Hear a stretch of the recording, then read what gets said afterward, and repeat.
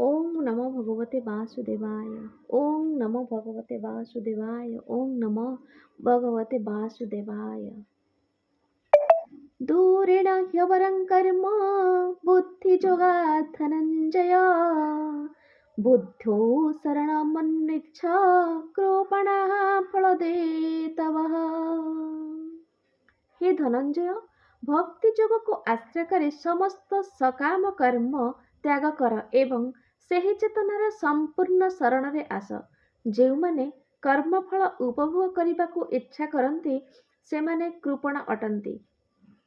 ଯେ ପ୍ରକୃତରେ ବୁଝିପାରିଛି ଯେ ସେ ହେଉଛି ଭଗବାନଙ୍କର ଶାଶ୍ୱତ ସେବକ, ସେ ସମସ୍ତ କର୍ମ ତ୍ୟାଗ କରି ଏକମାତ୍ର କୃଷ୍ଣ ଚେତନାରେ ହିଁ କର୍ମ କରେ।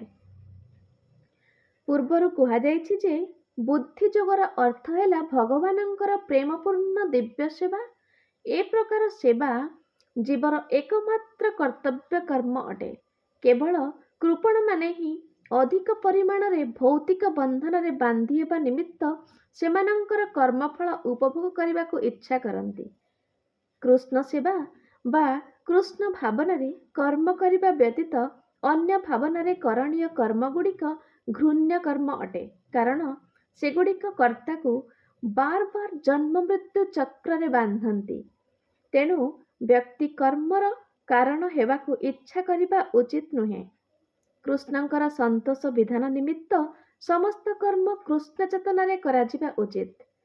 କୃପଣମାନେ ସୌଭାଗ୍ୟବଶତଃ ହେଉ ବା କଠିନ ପରିଶ୍ରମ କରି ହେଉ ଯେଉଁ ଧନ ସଂଗ୍ରହ କରନ୍ତି ତାହାକୁ କିପରି ଯଥାଯଥ ଭାବେ ଉପଯୋଗ କରିବାକୁ ହେବ ତାହା ସେମାନେ ଜାଣିନଥାନ୍ତି।